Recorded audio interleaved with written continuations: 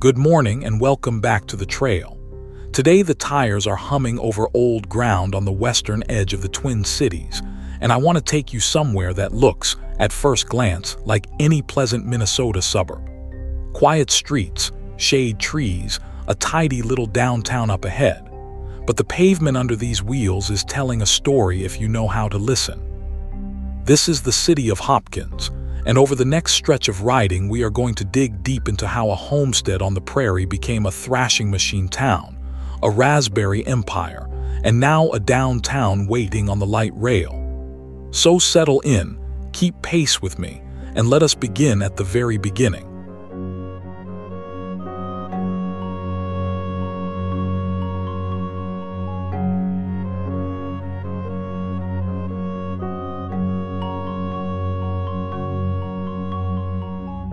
Let me set the map first.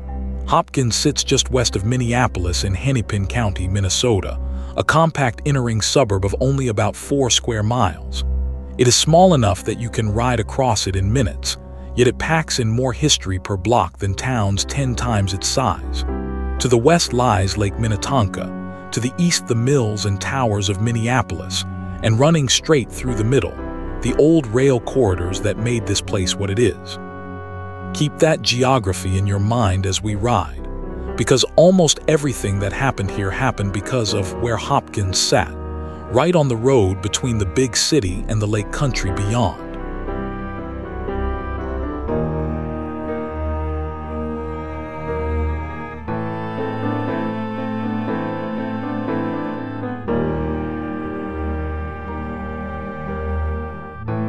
Long before there was a town here, this was Dakota homeland, part of Minnesota Makos, the land where the waters reflect the skies. For generations, the Dakota lived across these prairies, oak groves, and winding creeks that fed toward the Minnesota River. That changed in 1851, when the treaties of Traverse des Sioux and Mendota were signed, ceding roughly 24 million acres and opening this whole region to settlement by newcomers. The rolling ground you see rising and falling along the trail is the same ground the Dakota knew, and the place names carried across this landscape still echo that far older presence. It is worth pausing on that as the wheels roll, and remembering whose home this was first.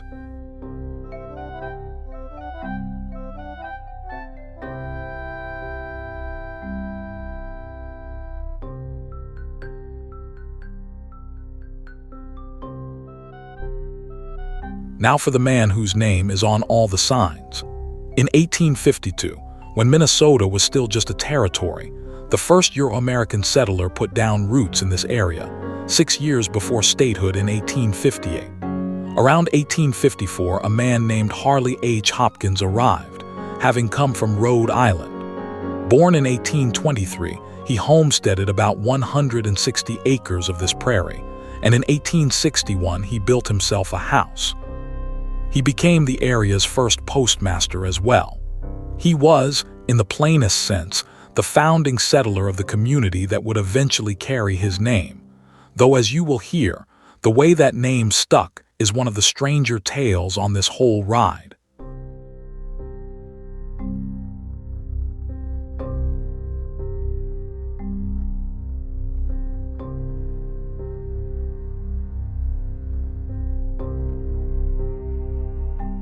Let us just ride for a moment and let that settle. Listen to that, the chain, the tires, birdsong off to the side. It is easy on a morning like this to forget how much muscle and steam and sweat once moved through these blocks. The houses gliding past here are modest and well kept, front porches and flower beds, the kind of neighborhood that grew up around work. And that is exactly the thread to pull next, because what turned a lonely homestead into a real town was not the soil or the scenery. It was iron, it was the railroad. Let me show you how the tracks arrived.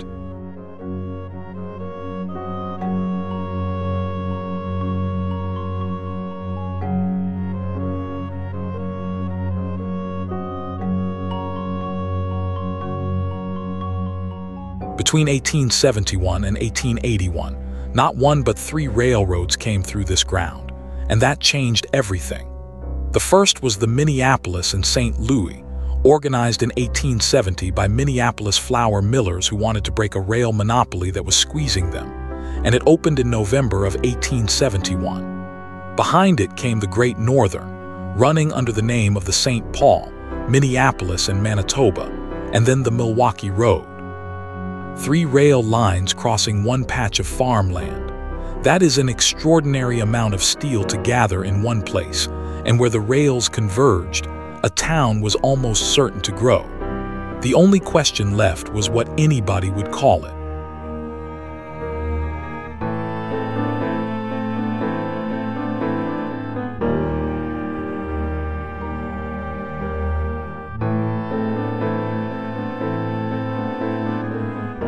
Here is that strange tale I promised. In 1871, Harley Hopkins agreed to let the railroad build its depot right on his land, but he set one condition, that the station sign should read simply Hopkins. The next year, in 1872, the post office took that name too, and so passengers stepping off the train, glancing up at the sign, naturally assumed the town itself was called Hopkins. The name stuck through sheer everyday habit, passed mouth to mouth by travelers who never knew any different. Here is the twist, though. The official municipal name was something else entirely, and it would stay different for 35 years. To understand that, we have to talk about a factory.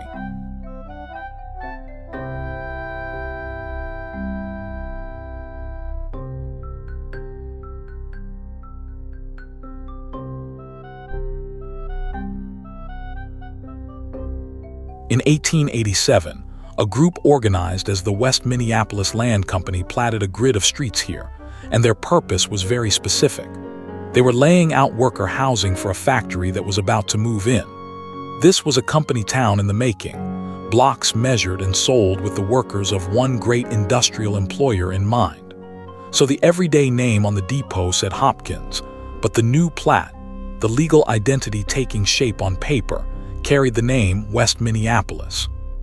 2 names for one place, and if you have ever wondered why old maps and new maps of this town disagree, that split is exactly why. Now let us meet the factory those workers were coming to build.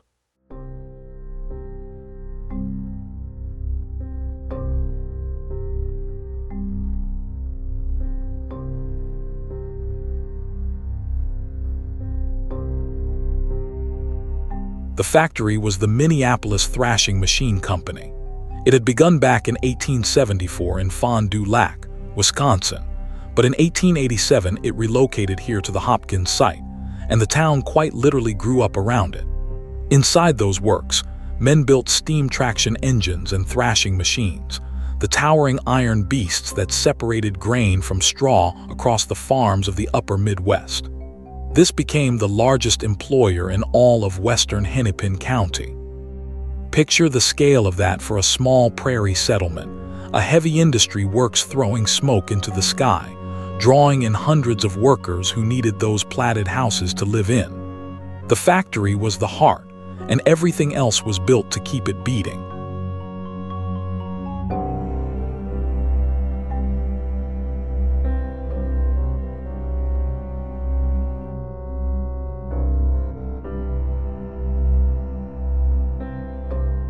Feel how straight and even this street is. These are those platted blocks, or their descendants, the orderly grid a land company drew for factory families more than a century ago. When you ride a town, you ride its decisions, and this regularity under the wheels is a decision made in 1887. There is something quietly moving about that. Ordinary people getting up before dawn, walking these very lines toward the works, then home again at dusk. The town they lived in needed a government of its own, and around this time it got one. Let me pull over, so to speak, and tell you how West Minneapolis officially became a place.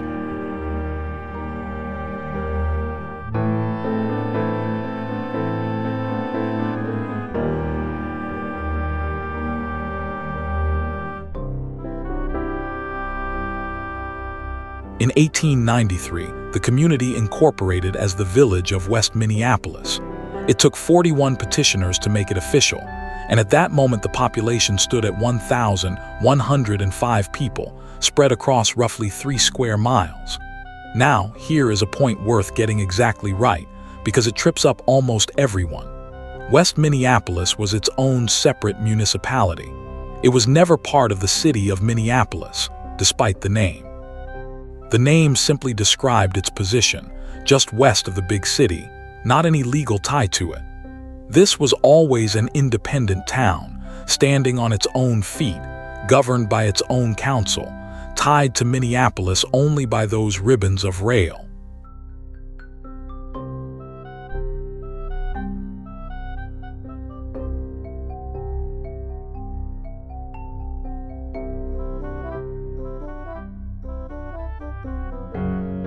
So the town had 2 names, the everyday Hopkins and the official West Minneapolis, pulling against each other for decades.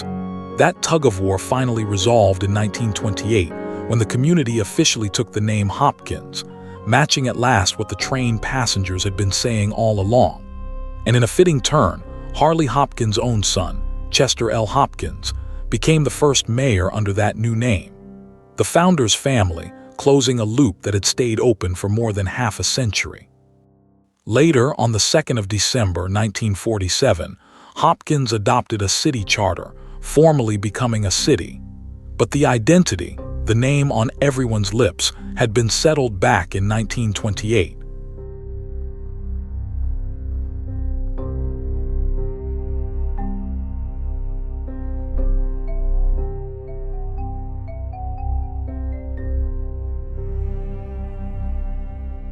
Now we turn from iron to fruit, because Hopkins had a second life growing right beside the factory. Around 1880, Czech and Bohemian immigrant farmers began growing raspberries in this soil, and they were astonishingly good at it. The bushes spread across the countryside until, at their peak, more than 800 acres of land here were given over to raspberries. 800 acres of canes, heavy with fruit each summer. It earned the town a title it wore with real pride, the raspberry capital of the world. Imagine these fields you are gliding past, before the houses, rolling in red and green, whole families out among the rows in the July heat, picking as fast as their hands could move.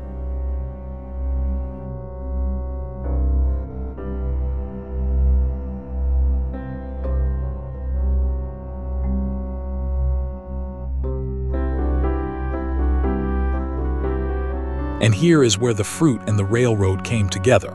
All those raspberries were perishable, and they had to reach the city fast, so they went out by rail.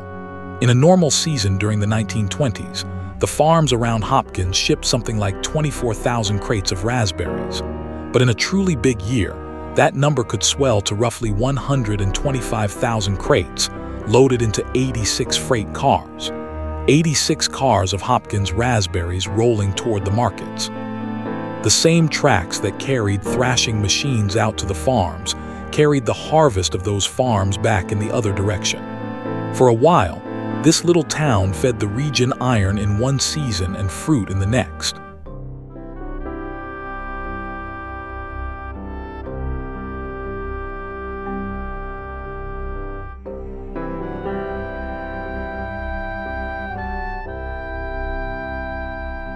Let us breathe again here on this greener stretch.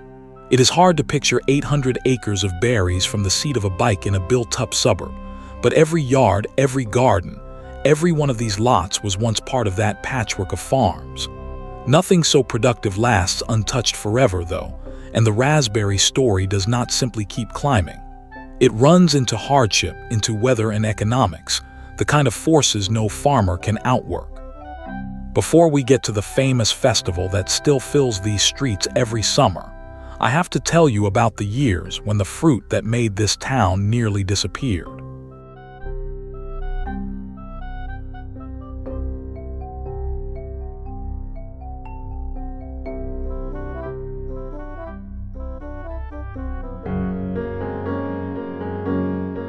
The raspberry business did not fall to a single blight or disease.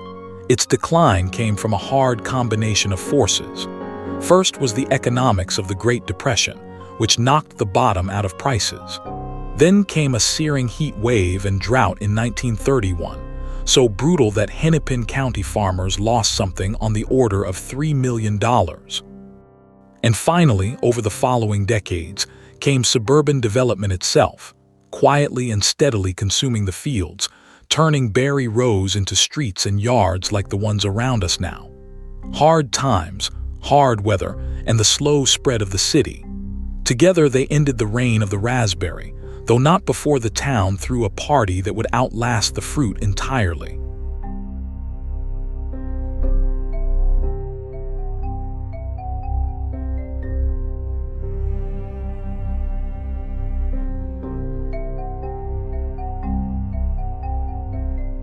In the depths of the Depression in 1934, Hopkins held a simple community picnic, a raspberry day meant to lift spirits when money was scarce.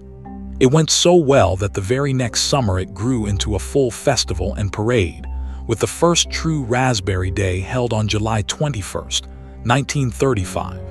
A Red Owl grocery manager named Art Plankers is credited with the raspberry theme. The organizers had just $350 and 11 days to pull it off, and somehow drew a crowd of 20,000 to 25,000 people. Plankers also talked the festival raspberry price up from $1.50 to $3 a crate, and the story goes that Hopkins berries never again sold below $3.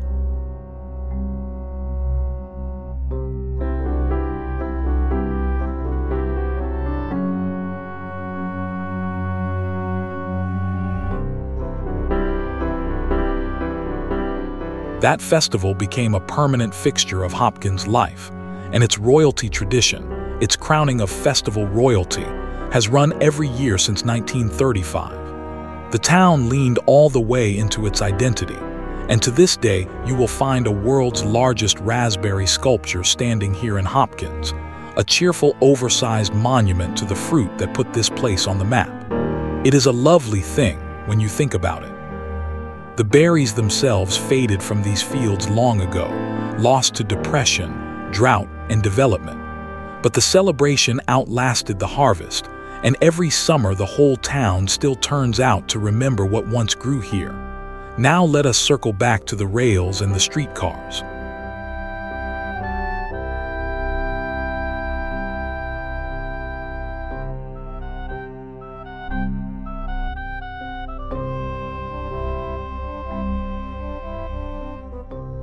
Hopkins was not only a railroad town, it was a streetcar town too. The first streetcar reached Hopkins in 1899, and then on the 30th of September 1905, the Twin City Rapid Transit Company opened its Excelsior line, running from Minneapolis through Hopkins all the way out to Excelsior on Lake Minnetonka. It was a 14-mile double-track route, nicknamed the Line of Greenery and Scenery. From 1906 to 1926, riders could even connect to the famous streetcar boats at Big Island Park out on the lake. That whole electric network hummed for half a century, until its last run, on Conversion Day, the 18th of June, 1954. A grand way to travel, gone in a single day.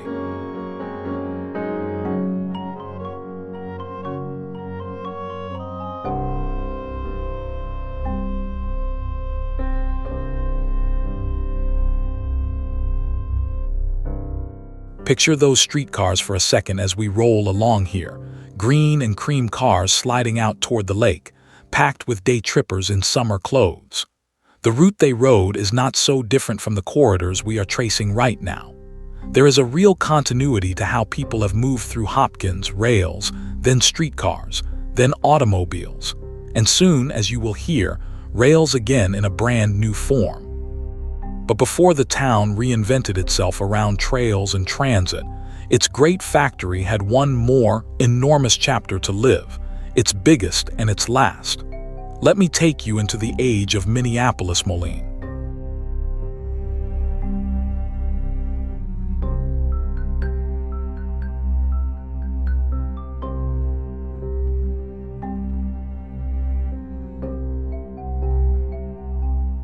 In 1929, 3 companies merged to form the Minneapolis-Moline Power Implement Company.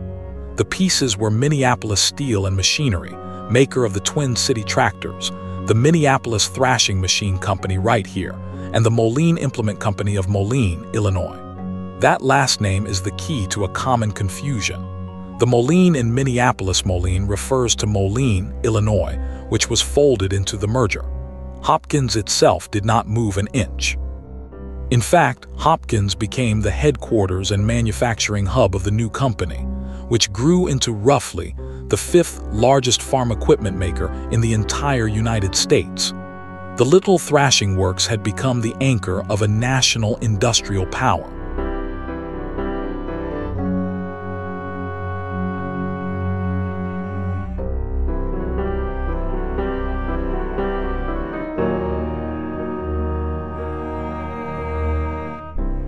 And then came the peak. 1950 was the company's best profit year ever, with earnings topping $7 million.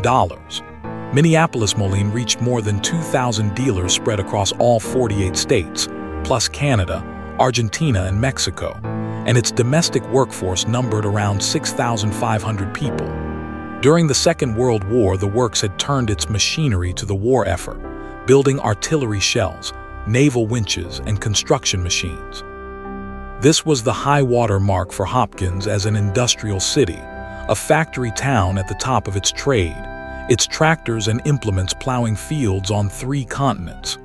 It is almost impossible to picture from these quiet streets, and yet it was all right here.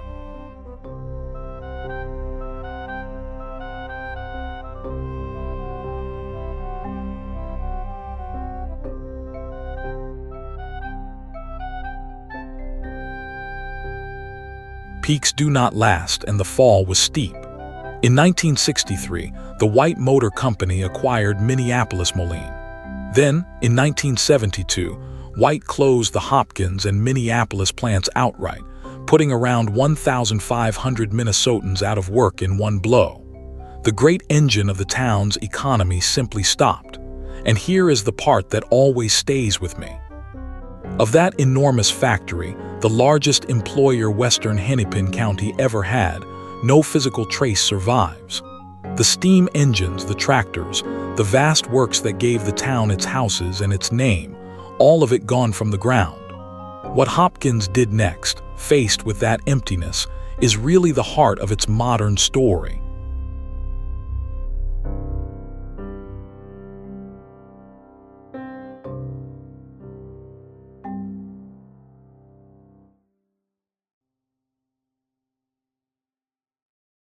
Start with the Depot, because the Depot is where this town keeps turning full circle. The first Minneapolis and St. Louis Depot was built in 1872 on Harley Hopkins' own land, the very deal that gave the town its name. The current brick depot dates from around 1903, and passenger service there finally ended in 1960. But the community would not let it simply rot.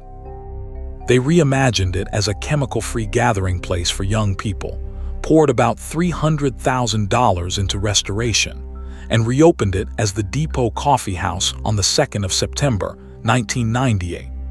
Today, that same building serves as the trailhead where 3 regional trails all come together, right here beneath our wheels.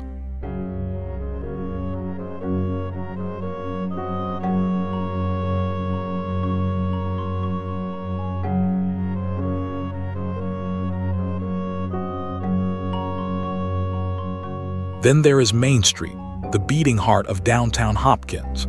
On the 19th of January, 2022, the Hopkins Commercial Historic District was listed on the National Register of Historic Places. 32 contributing buildings lined up along Main Street between 8th and 11th Avenues. It is a genuinely intact old downtown, brick storefronts with real history in their walls. And alongside that came the arts. Back in 1991, as part of revitalizing Mainstreet, the Stages Theater Company approached the city, and that partnership helped seed what became the Hopkins Center for the Arts, anchoring a whole new creative identity. A factory and berry town, teaching itself to be a town of theaters and galleries and good coffee.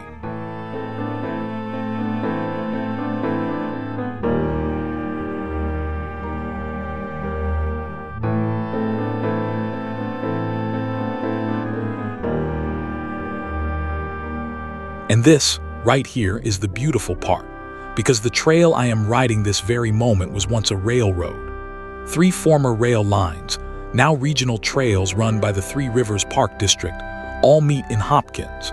The Cedar Lake Trail runs about 5 4/10 miles east into Minneapolis. The Minnesota River Bluffs Trail, on the old Minneapolis and St. Louis line, runs about 12 3/10 miles southwest to Chanhassen.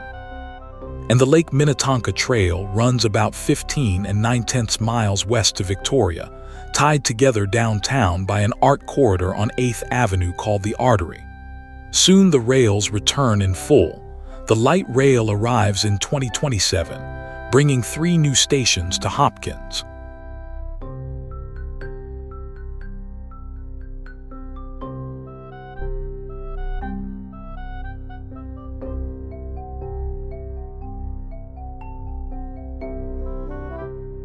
So look at what we have ridden through today.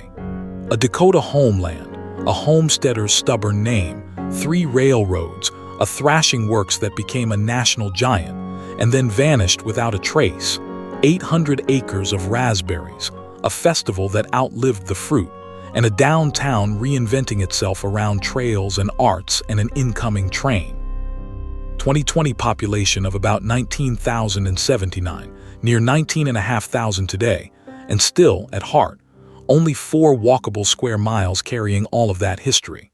That is Hopkins, Minnesota, a factory and berry town becoming a transit arts downtown. Thank you for riding along with me. If you enjoyed this one, subscribe to Fru World Explorer. There are new trails every single week, and come along on the next ride. See you out there.